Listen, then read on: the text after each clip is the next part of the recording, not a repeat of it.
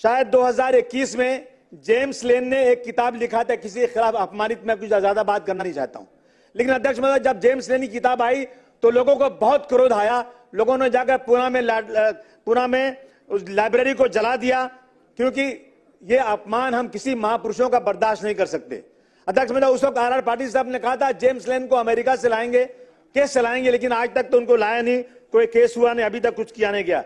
अध्यक्ष महोदय, इस तरह त्रिपुरा में एक मस्जिद पे हमला हुआ, कुरान शरीफ जलाया गया, हुजूर सल्लल्लाहु अलैहि वसल्लम के खिलाफ, नामुसे रिसालत के खिलाफ हुआ। तो अध्यक्ष महोदय, मालेगांव में, नांदेड़ में, अमरावती में लोग सड़क पर उतरे। अध्यक्ष महोदय, उसमें मालेगांव में 70 लोग 1 साल तक जेल में रहे, अगर नांदेड़ में लोग जेल में रहे। अध्यक्ष महोदय, मेरा कहना है कि अगर हमें लॉ एंड ऑर्डर को दुरुस्त करना है तो मुख्यमंत्री जी, मैं आपसे निवेदन करता हूं, हाथ जोड़ के आपसे निवेदन करना चाहता हूं, 50% आपका लॉ एंड ऑर्डर नहीं दुरुस्त है तो आप बोल देना मुझे।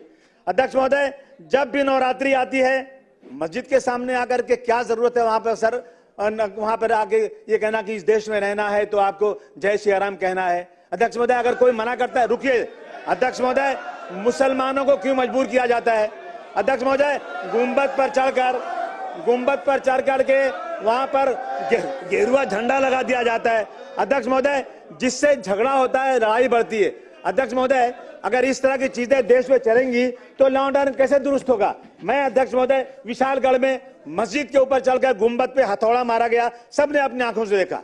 अध्यक्ष महोदय, मैं मुख्यमंत्री जी, मैं आपका ध्यान दिलाना चाहता हूं कि विशालगढ़ में मस्जिद में घुसकर कुरान शरीफ जलाया गया, वहां पर 45-50 लोगों का घर बिल्कुल तोड़ दिया गया। क्या गलती थी उनकी? अध्यक्ष महोदय, ये सिर्फ हिंदू और मुसलमानों के बीच में जिस तरह से झगड़ा कराया जा रहा है, उसमें कहीं ना कहीं मुख्यमंत्री जी को आपको रोक लगाना जरूरी है। बांग्लादेश में हमारे भाइयों के साथ वहां पर जाति हो रही है, हम उसकी निंदा करते हैं, उसकी खुली निंदा होना चाहिए। लेकिन मेरे देश के अंदर अध्यक्ष महोदय, ट्रेन के अंदर एक पुलिस वाला मुसलमानों को निकाल के गोली मार देता है।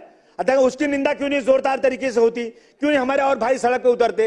अध्यक्ष महोदय, एक टीचर एक बच्चे को खड़ा करती है और दूसरे बच्चों से कहती इसको मारो। क्यों मारो? कि ये मुसलमान है। बच्चा रोता है। अध्यक्ष महोदय, मैं आपसे आज एक आपसे गुजारिश करना चाहता हूं। अध्यक्ष महोदय, अभी यहाँ पर बुल्डाना में धाड़ जगह पे टीपू सुल्तान की जयंती परमिशन के साथ मनाई गई, परमिशन मिला, और उसके बाद किसी ने पटाखा फोड़ा। अध्यक्ष महोदय, ऐसा वहां पर लड़ाई झगड़ा हुई, वो गरीब मुसलमान जिनके घर ही नहीं है, टीन का पार्टीशन है, उन घरों में रात को पुलिस घुस करके इतना 12 लोगों को जला दिया, प्रॉपर्टी जला दिया। अध्यक्ष महोदय, इन सब चीजों पर अध्यक्ष महोदय कहीं न कहीं रोक लगना चाहिए। अध्यक्ष महोदय, रात को 10 साढ़े 10 बजे घुस करके मारा गया और आरोपियों को कार्रवाई की गई। अध्यक्ष महोदय, मुस्लिम समाज के 28 लोग पकड़े गए, दूसरे समाज के 7 लोग का नाम, उसमें 4 ही गिरफ्तार हुआ। अध्यक्ष महोदय, मेरा कहना है कि इन चीजों को कहीं न कहीं अध्यक्ष महोदय रोकना चाहिए। अगर आपको वाकई इस महाराष्ट्र के अंदर लॉ एंड ऑर्डर दुरुस्त करना है, आप देख लीजिए इन वजह से कितने झगड़े बढ़ते रहते हैं। आप एक बार एक कानून बना दीजिए।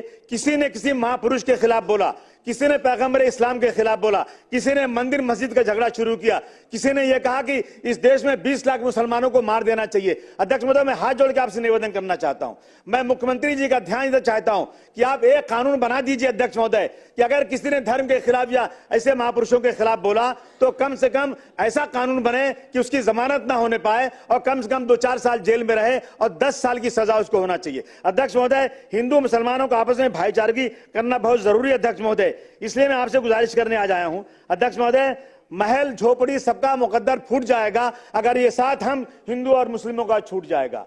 दुआ कीजिए कि हमें प्यार के रिश्ते रहे कायम।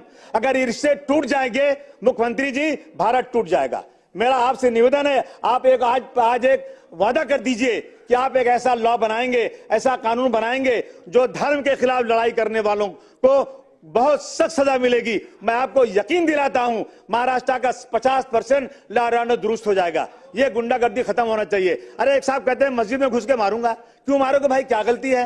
मैं कुरान शरीफ नहीं पढ़ने दूंगा, मैं लाउड स्पीकर बंद कर दूंगा। अध्यक्ष महोदय, ये देश हिंदू और मुसलमानों के प्रेम का देश है, आपस में मिलकर रहने वाला देश है, हमारी संस्कृति है एक दूसरे के साथ प्यार मोहब्बत। अध्यक्ष महोदय, जब दिवाली और होली आए तो मुसलमान जाकर उनको मुबारकबाद दे, जब ईद और बकरीद आए तो हिंदू भाई जाकर मुबारकबाद दे। ये देश में होना चाहिए।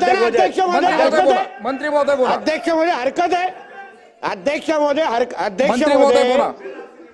अब्बू आझमी जी जे बोलतायत त्यांना जास्त भाईचारा विचारा ह्या गोष्टी बोलतायत, त्याच्यात काय नाहीये, पण चुकीची माहिती बोलतायत, दुसरी बाजू समजून घेत नाहीत. पहिली गणेश चतुर्थीवर कोण दगड, मिरवणुकीवर कोण दगड मारणार, आमच्या मंदिरं कोण तोडणार, आमच्या इथे हे भाईचाराचे लेक्चर तोडत हे फतवा काढणाऱ्या लोकांना अगर त्यांनी वेळेत दिले असते ना तर अशी भाषणं द्यायची वेळ आली नसती. मग या सगळ्या गोष्टी अध्यक्ष महोदय त्यांना व्यवस्थित समजा. आम्हाला त्यांचं भाषण ऐकायचंय कारण आता आम्ही मंत्री झालोय, आता आम्ही ऐकणार, काय हरकत नाही. पण अध्यक्ष महोदय आपल्याला विनंती करतो की ह्यांना वस्तुस्थितीला धरून बोलायला सांगा. बाकी जास्त सत्य काय हे महाराष्ट्राची जनता चांगल्या पद्धतीने ओळखते. रत्नागिरी 24 न्यूज चॅनलला आताच सबस्क्राईब करा आणि शेअर करायला विसरू नका.